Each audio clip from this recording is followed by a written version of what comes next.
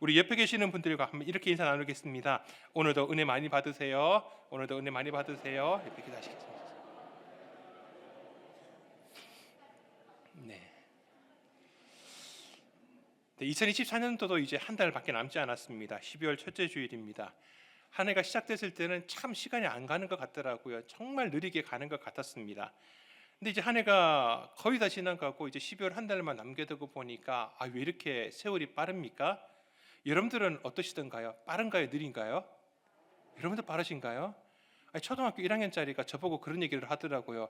목사님 왜 이렇게 세월이 빨라요? 아니 자기가 그 아이가 무슨 빠르게 느끼게 뭐가 있더라고. 다 지나고 보면 다 그런 것 같습니다. 나이가 어리든 나이가 연세가 있으시든지 다 지나고 보면 참 빠른 세월인 것 같습니다. 그렇게 한 해를 돌아보면 참 좋은 일들, 감사한 일도 있지만은 참 가는 일 가운데 어떤 일들이 잘 안 되는 경우도 있습니다. 하지만은 그때는 잘 이해가 안 될 때가 많습니다. 그런데 이해가 안 되는 일들이 시간이 지나고 조금 더 지나고 그리고 완전히 다 살아보니까 그때서야 이해될 때가 있습니다. 그렇게 이해되는 순간에 우리의 마음 가운데서는, 우리의 입술 가운데서는 정말 하나님 은혜셨습니다. 그때가 되셔야지만이 하나님의 은혜라고 하는 그 고백이 우리의 가슴 깊숙한 가운데에서 진심을 담아서 나오게 되는 것을 보게 됩니다. 2024년도에 이제 첫 예배, 송구 영신 예배 때에 제가 창세기 12장 말씀을 가지고 설교를 했었는데요. 우리 창세기 12장 2절 말씀을 한번 같이 읽어보겠습니다.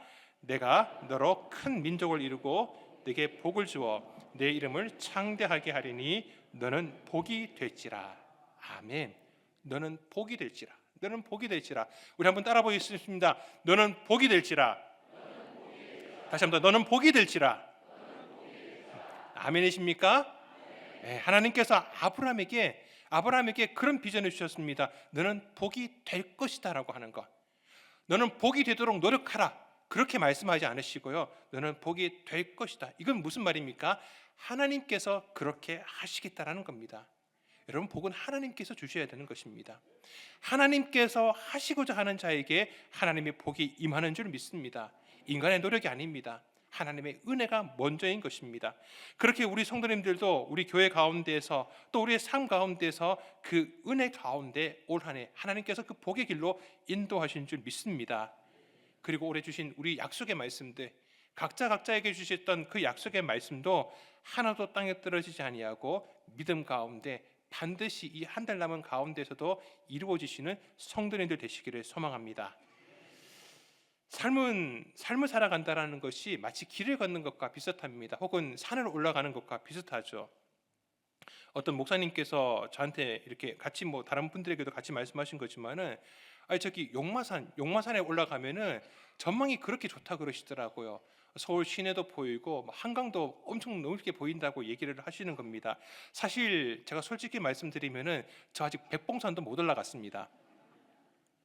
참마산은 엄두도 못 내고 있고요. 그래도 이제 건강을 유지해야 되니까 운동을 해야 됩니다. 시간이 많아서 운동을 하는 게 아니라 건강하게 오래 사역을 하려면은 시간을 쪼개서라도 운동을 해야 됩니다. 그런데 백봉산은 왜 이렇게 높아 보여요? 그런데 용마산은 왜 이렇게 만만해 보입니까? 차를 가지고서요, 이 강병풍도를 지나면서 용마산을 볼 때마다 저 정도는 내가 올라가겠다는 생각이 드는 겁니다. 그래서 마침 기회가 돼가지고 그 용마산을 올라갔습니다. 올라갔는데 정말 그렇더라고요. 정말 서울 시내가 한눈에 다 보이고 한강 쪽으로도 보니까 너무너무 넓게 너무 잘 보이는 겁니다. 이렇게 전망 좋은 곳이 있구나. 근데 딱 뒤돌아보니까 어디가 보이느냐? 평리동이 보이는 겁니다. 이야, 서울 잠깐 봤는데 평리동 보이니까 왜 그렇게 좋아요? 여러분은 그러지 않으신가요? 산에 올라보니까요, 올라갈 때는 그게 보이지 않았는데 다 올라가서 정상에 가니까 거기서만 보이는 게 있더라고요. 사랑하는 성도 여러분, 인생이라는 게 그렇습니다. 그렇게 큰 길을 걸어갈 때는 보이지 않고 산을 올라갈 때 아예 아무것도 안 보이는 건 아닙니다. 어느 정도 몇 가지는 보이고 있는 것들이 있지만은 산 정상에 올라야지만이 비로소 보이는 것들이 있습니다. 오늘은 그 길 가운데서 잠깐 멈추고서 2024년이라고 하고 있는 이 하나의 작은 봉우리에 올라왔던 길도 한번 되돌아보고, 그리고 그 봉우리 위에서 우리에게 보여주고 있는 한 전망들을 함께 말씀을 통해서, 은혜를 통해서 나누고자 합니다. 오늘 우리가 읽은 이 본문 말씀은 그런 의미에서 함께 묵상하기에 참 유익한 말씀입니다. 신명기 16장 말씀에 보면은 유대인들이 지켜야 될 세 가지 절기에 대해서 하나님께서 명령하십니다. 그 세 가지 절기가 무엇이냐? 유월절, 칠칠절, 초막절. 유월절은 무교절이라고도 하고요, 칠칠절은 오순절이라고도 하고, 초막절은 장막절이라고도 합니다. 두 개가 번갈아 가면서 성경 말씀에 나옵니다. 유월절은 잘 아시는 것처럼 애굽에 노예 생활하고 있던 이스라엘 백성들을 하나님께서 기적적인 방법으로 그 애굽에서 탈출시켜 주셨던 그 날을 기념하는 것입니다. 그리고 이 칠칠절은 그 유월절부터 시간을 계산을 합니다. 77, 여러분 77이 뭔가요? 잘하시네. 구구단 게임을 잘하시는 분들은 바로 나옵니다. 77 그러면은 뭐가 77 만나고 생각하시는데 77이 49입니다. 49를 보내고 난 다음에 보내고 그 다음 날, 그러니까 50일째죠. 그러니까 50일이 되는 날이기 때문에 우리나라 말에 순이라고 하는 말이, 순이라고 하는 것이 엽숫자 10을 가리킵니다. 그러니까 오순이라고 하는 것이 50이라는 의미를 갖는 것이죠. 그러니까 6월절을 보내고 난 다음에 50일째 되는 날이 오순절이 되는 겁니다. 우리는 오순절 그러면은 마가의 다락방에서 하나님께서 보내주신 성령이 임재한 사건으로 더 잘 알고 있는 절기입니다. 그리고 이제 오늘 본문에서 봤던 초막절, 이스라엘 백성들이 광야 생활하는 동안에 초막에서 살았지 않습니까? 그 광야 생활을 기억하는 그 절기가 바로 초막절입니다. 그러고 보니 이 세 가지 절기가 모두 이스라엘 백성들이 애굽에서 나오던 역사적인 사건과 관련이 있다는 것을 보게 됩니다. 그리고 이 세 가지 절기는 단순히 옛날의 과거의 역사만 연결되는 것이 아니라 그들이 농사를 짓고 있는 이 농사의 시기와도 관련이 됩니다. 6월절 같은 경우에는 6월절이 시작되는 그 시기에 보리 추수가 시작이 됩니다. 첫 낫을 되는 그때가 바로 6월절이 되고요. 그리고 어느 정도 시간이 흐른 이 50일이라는 시간이 흐르고 나면은 보리 추수가 다 끝납니다. 그러니까 보리 추수에 대해서 감사가 있는 때가 바로 칠칠절, 오순절이 되는 것이죠. 그래서 이 칠칠절을 다른 말로 맥주절이라고도 합니다. 그리고 이제 이 초막절 같은 경우에도 이른비가 시작되는 그때에 초막절을 지내게 됩니다. 이른비가 내리게 되면은 그 촉촉하게 젖어 있는 땅을 향해서 이 종자들을 보리와 밀의 이 종자들 씨앗들을 파종하는 시기가 바로 초막절이 됩니다. 그러니까 새 절기가 정해진 것은 과거의 역사적인 사건을 기억하기 위해서 정해졌지만은 또 농사와도 연결되어 있다라는 것입니다. 과거의 역사적인 사건을 다시 한번 더 돌이켜 보면은 하나님께서 10가지 재앙을 통하여서 애굽을 심판하시고 반면에 이스라엘 백성들은 보호하시고 인도해 주셨기 때문에 애굽에서 나올 수 있었던 것이고, 광야 40년 동안 생활하는 가운데서도 하나님께서 불기둥과 구름기둥으로 인도하시고 만나와 메추라기로 먹이시고 반석에서 샘물이 솟아나게 하셔서 그들을 마시게 하셨기 때문에 가나안 땅으로 살아서 들어갈 수 있었던 것이죠. 여러분, 그 모든 것들이 다 하나님의 은혜셨습니다. 절기들을 기억한다라는 것은 그들 가운데 베풀어졌던 하나님의 은혜들을 기억하게 하는 것이었습니다. 그런데 과거의 일로만 그치는 것이 아니었다라는 게 중요합니다. 현재를 살아가고 있는 이 사람들에게 있어서 먹고 사는 문제만큼 중요한 게 뭐가 있겠습니까? 그 먹고 사는 문제가 농사와 관련되어 있지 않습니까? 그것이 또한 절기와 관련되어 있더라는 것이죠. 하나님께서 세우셨던 이 절기들이 바로 그렇게 단순히 과거의 역사만 기억하고 기념하도록 하셨던 것이 아니라 현재의 삶에서 그들을 갖는 의미, 내가 먹고 사는 문제와 연결되는 것을 통하여서, 그리고 더 나아가서는 미래 가운데 앞으로 하나님께서 행하실 것에 대한 소망을 가지고 은혜를 다시 베풀어 주실 그 은혜들을 기대하게 하셨던 것이 그 절기였던 것입니다. 사랑하는 성도 여러분, 이 가운데 흐르고 있는 하나의 주제라고 하면은 생명입니다. 애굽 땅에서 구출하실 때도 그들 정말 노예 생활이 무슨 삶이 삶 가운데 생명이 있는 삶이었겠습니까? 생명으로 건져 주신 사건이었고, 그리고 이 절기가 농사와 관련되는 것을 통하여서 그들의 먹고 살고 있는 생명과도 관련되는 것 아니겠습니까? 사랑하는 성도 여러분, 그 은혜로운 절기들의 의미를 오늘날 살아가고 있는 믿음의 성도들의 신앙생활하는 가운데서도 담아낼 수 있어야 되는 것입니다. 오늘 본문 15절 말씀을 우리 함께 봉독하도록 하겠습니다. 같이 읽습니다. 내 하나님 여호와께서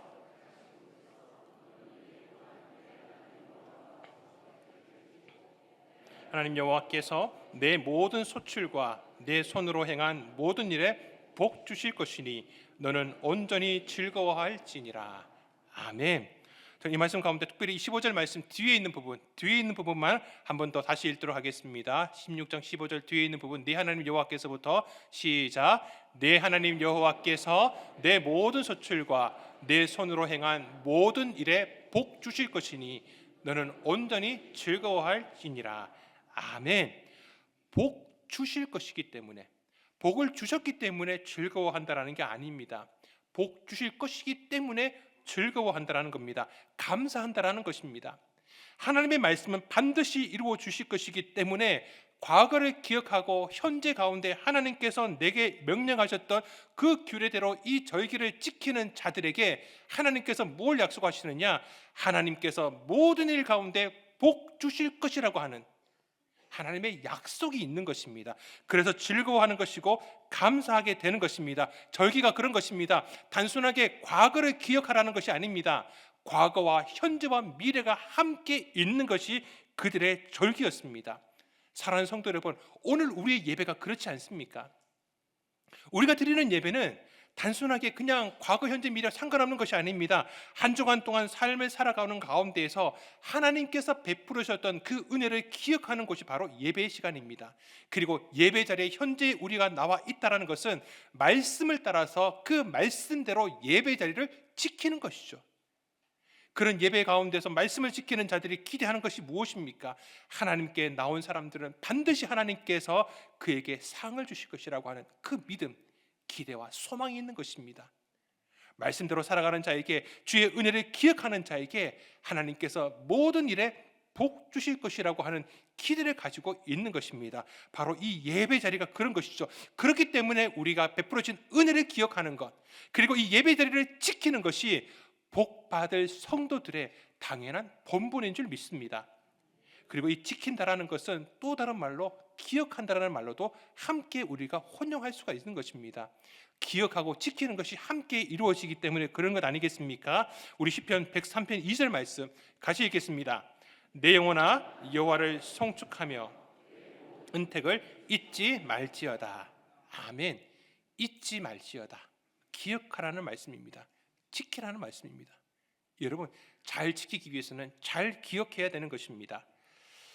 제가 지난해 추수감사주일 때는 일부 예배 때만 설교를 했습니다. 그때 이제 설교 때 드린 말씀이긴 한데 오늘 2, 3부에 오신 분들은 그때 듣지 못하셨을 것 같아가지고 오늘 말씀을 한번 다시 드리려고 합니다.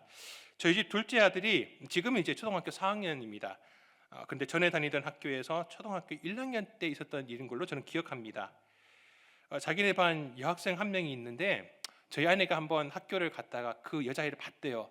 봤는데 인물도 예쁘장하게 생겼고 공부도 잘하는 것 같더랍니다. 그래서 제가 그 얘기를 듣고서 마음 가운데 걔를 며느리감으로 삼아야 되나 한때 고민했던 아이가 있었습니다. 이 아이가 저희 아이들한테 관심이 있었던 것 같습니다. 수업 중간 쉬는 시간에 저희 아들 옆에 살며시 다가와서 귀에다 대고 이렇게 얘기를 했답니다. 희재야, 나 너 사랑해.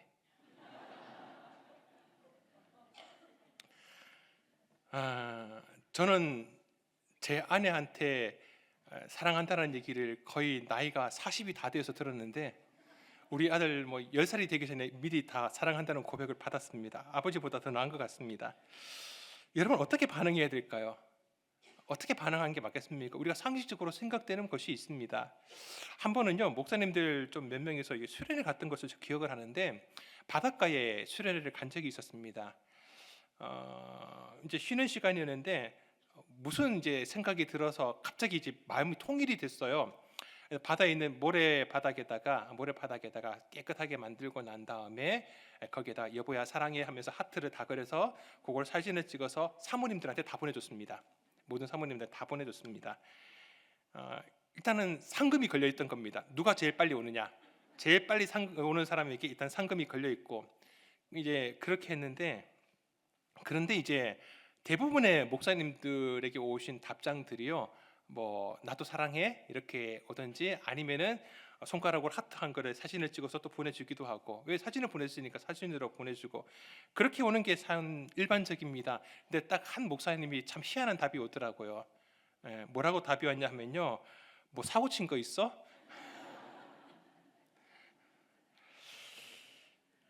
여러분, 이게 좀 상식적으로 움직이는 게 있습니다. 그러니까 우리 아들이요, 그렇게 사랑해라고 하는 얘기를 들었으면은 뭔가 거기에 맞게 대답하는 게 많잖아요. 자기도 좋아하면 나도 좋아해, 나도 너 사랑하는 것 같아, 그렇게 얘기를 하든지, 마음이 없으면은 거기에다가 나 미안하다고, 나는 너 아닌 것 같다고, 내가 따로 사랑하는 사람이 있다라고 얘기를 하든지, 그렇게 해야 될 것 같은데, 그게 일반적인 것 같은데, 제 아들이 뭐라고 대답했냐 하면은 내가 꼭 기억할게.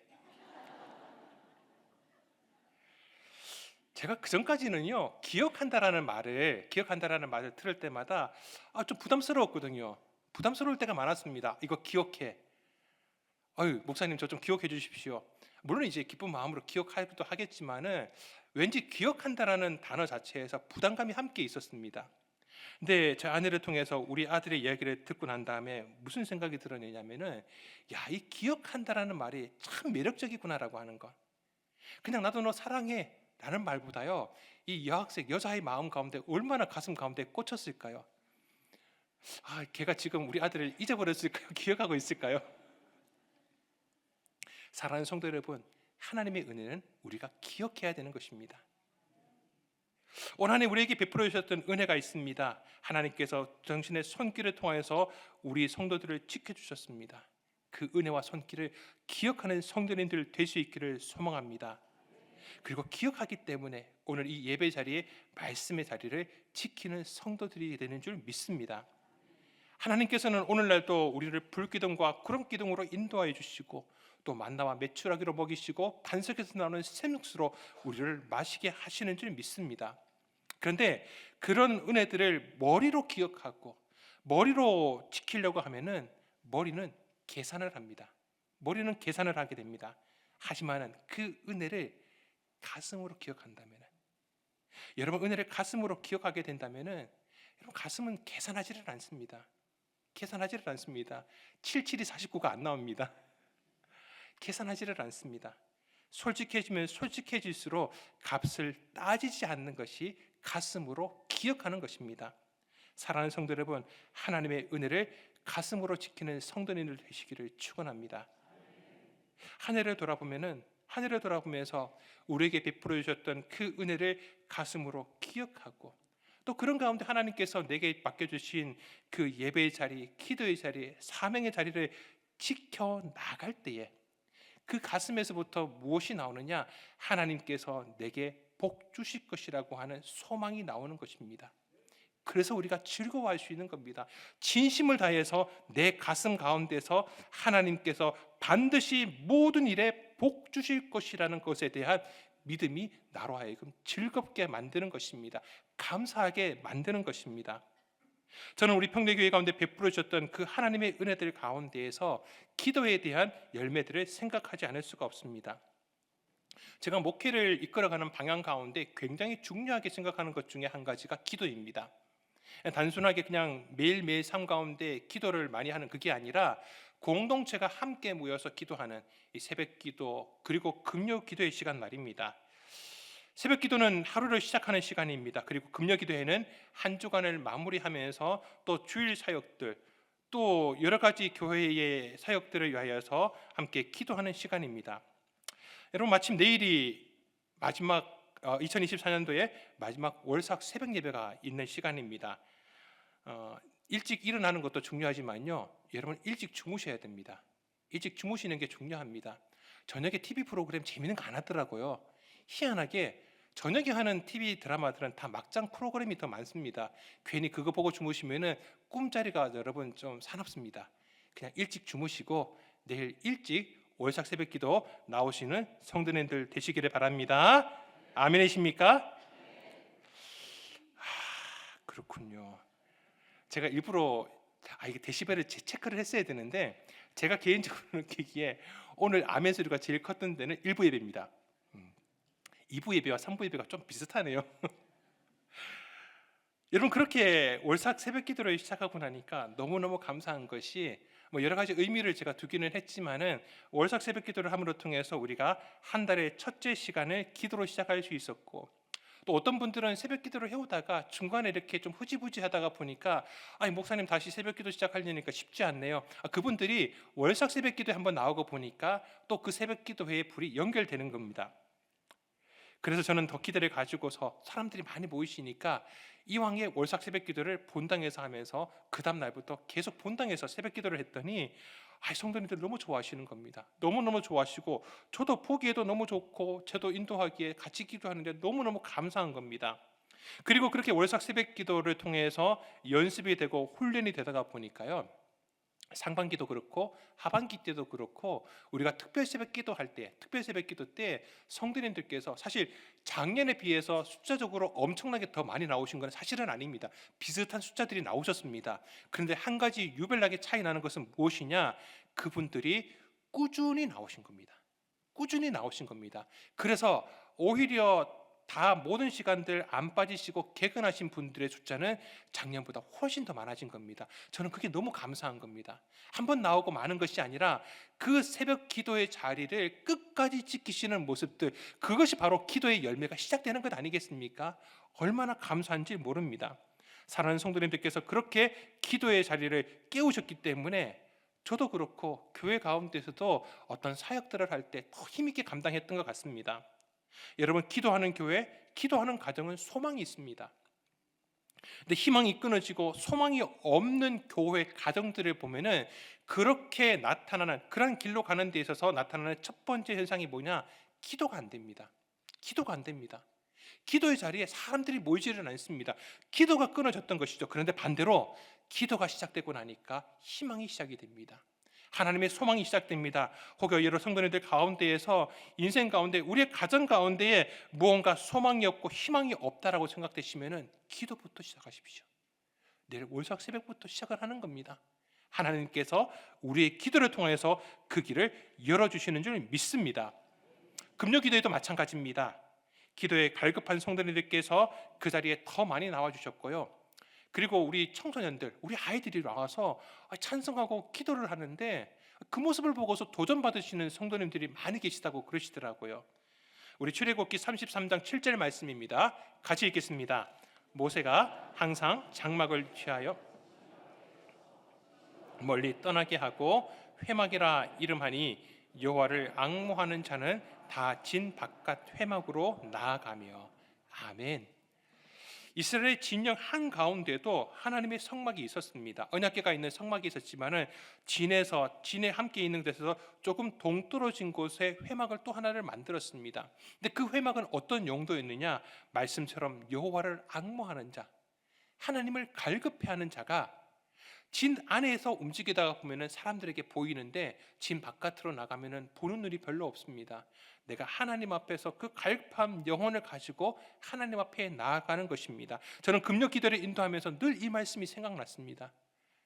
그런 마음을 가지고서 금요 기도에 갈급한 영혼으로, 갈급한 마음으로 오시는 성도들을 위해서 늘 마음 가운데 그런 기도가 나옵니다. 주님, 오늘도 우리 성도들을 만나 주시옵소서.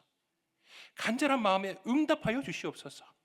그들의 상하고 아픈 마음을 주님의 손길로 어루만져 주옵시고 위로하여 주시옵소서.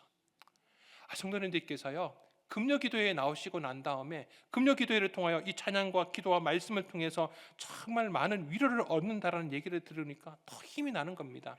사랑하는 성도 여러분, 우리 교회는 그렇게 2024년도에 기도의 씨앗을 뿌린 줄 믿습니다. 그 열매들이 하나님께서 이제 우리 뿌린 씨앗들에 대해서 하나님의 열매들을 맺어 가시지 않겠습니까? 우리 시편 56편 8절 말씀입니다. 같이 읽겠습니다. 나의 유리함을 주께서 계수하셨사오니 나의 눈물을 주의 병에 담으소서. 이것이 주의 책에 기록되지 아니하였나이까. 아멘. 우리의 눈물을 내가 가지고 있는 병이 아니라 하나님이 가지고 계시는 병에다가 담으시겠다라는 겁니다. 그리고 그 병이 가득하게 될 때에 하나님의 책에 기록하시겠다, 기억하게 하시겠다라는 것이죠. 절대 잊어버리지 않으시겠다라는 겁니다. 우리의 기도의 눈물이 쌓여있는 그때에 하나님께서 우리 가운데 역사하게 되는 줄 믿습니다. 그것이 기도의 열매입니다. 우리의 모든 일들 가운데 우리가 기도할 때에 복 주실 것에 대한 기대를 가지고 기도했기 때문에 하나님께서 우리 가운데 은혜를 베풀어 주시는 것이고, 우리는 그 베풀어 주실 것에 대해서, 앞으로 일어날 일들에 대해서 우리 가운데 주시는 믿음과 소망이 있기 때문에 즐거워할 수밖에 없는 것입니다. 해 주신 것에 대해서도 감사하고 즐거워하지만은 앞으로 하실 일들에 대해서도 우리가 즐거워할 수 있게 되는 것입니다. 사랑하는 성도 여러분, 올해는 아직 끝나지 않았습니다. 올해는 아직 끝나지 않았습니다. 산을 올라가다가 보면요, 너무너무 힘들어서 중간에 돌아오고 싶을 때가 있습니다. 그리고 정상까지는 아니더라도 적당하게 올라가면은 거기에서도 좀 보이는 것들이 있습니다. 그런데 그것은 정상이 아닙니다. 정상이 아닙니다. 정상에서만 비로소 보이는 것들이 있습니다. 여러분, 포기하지 마십시오. 절대 중간에 멈추지 마십시오. 정상에 올라야지만이 비로소 보이는 것, 깨닫게 되는 것이 있습니다. 그리고 올 한 해 이제 12월 달이지만은 이 10달 넘는 시간 가운데, 목사님, 저는 올해 아무것도 한 게 없습니다. 아무것도 한 게 없고, 혹시 여건이 되면은 내년 2025년도부터 새롭게 시작하겠습니다. 여러분들, 그런 분들에게요, 마태복음 20장 말씀의 얘기를 들려드리고 싶습니다. 마태복음 20장 말씀에 보면은 포도원에 있는 품꾼들의 비유가 나옵니다. 포도원 주인이 포도원에 일할 품꾼들을 모집을 합니다. 그들에게 한 데나리온, 원래 하루 일당이 한 데나리온입니다. 그들의 시간은 지금으로 치면 아침 6시부터 일과가 시작이 되어서 오후 6시가 되면 일과가 마칩니다. 그러니까 아침 6시부터 일을 시작한 사람들은 오후 6시까지 12시간을 일을 하는 게 보통의 일입니다. 그리고 거기에 대한 품삯은 한 데나리온입니다. 포도원 주인이 길거리에 나가서 이렇게 일할 사람들을 모아서 6시부터 일을 시킵니다. 열심히 일을 합니다. 그런데 길거리에 나가 보니까 아무 일도 하지 않는 사람들이 여전히 있는 겁니다. 그래서 시간이 지났음에도 불구하고 9시에, 12시에 그 길거리에 있는 사람들이 와서 일하도록 했습니다. 그런데 어디까지 갔느냐? 이제 일이 끝나는 오후 6시간은 1시간을 앞두는 그 시간에도 품꾼을 불러서 1시간 동안이라도 일을 하게 했습니다. 그리고 이제 모든 일이 끝난 다음에 한 사람씩 불러서 그날의 품삯을 나누어 주는데, 나중에 온 사람부터 하나씩 나누어 줍니다. 나누어 주는데 놀랍게도 1시간밖에 일하지 않은 사람에게 한 데나리온을 주는 겁니다. 한 데나리온을 주는 겁니다. 얼마나 놀랍겠습니까? 하루 동안 일하는 사람이 한 데나리온을 받아가는 것이었으니까, 1시간을 일했으니까 그의 10분의 1 이하 되는 정도만 받아갈 것이라고 생각을 했는데, 단지 1시간 일했다고 해서 한 데나리온을 받았을 때 그의 마음 가운데 얼마나 큰 은혜라고 생각을 하고 얼마나 감격과 감사가 더 넘쳤겠습니까?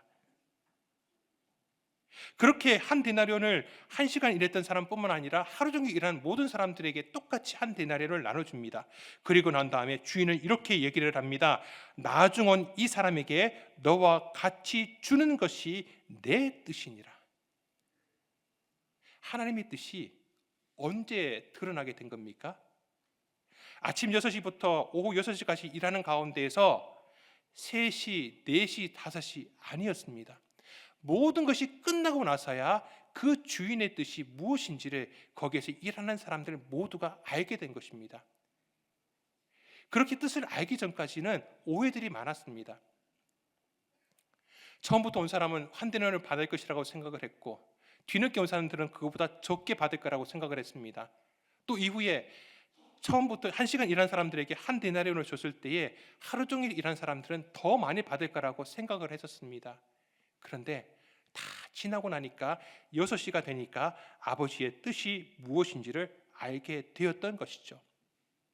저는 이 말씀을 통하여서 정말 이 10달이 넘는 11월 달까지 아무것도 하지 않은 성도님들 계시다면은, 목사님, 내년부터 하겠습니다, 이런 마음이 아니라 이 한 달만이라도 제가 하나님의 은혜를 기억하면서 내가 지켜야 될 것이 있으면 내가 지키겠습니다.